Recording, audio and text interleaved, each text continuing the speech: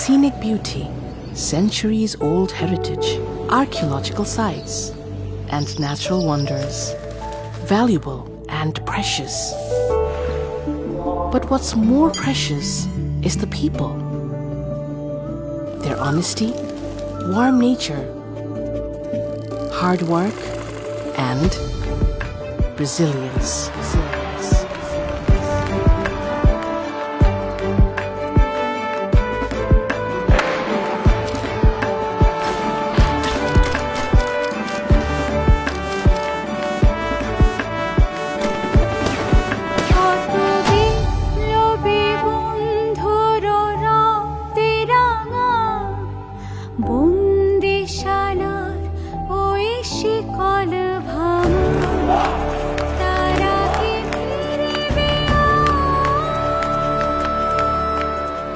This is what brought us July.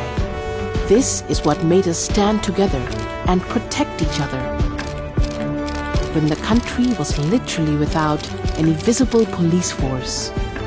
And this is the very spirit which brought us together in the face of a natural disaster which came right after the July uprising.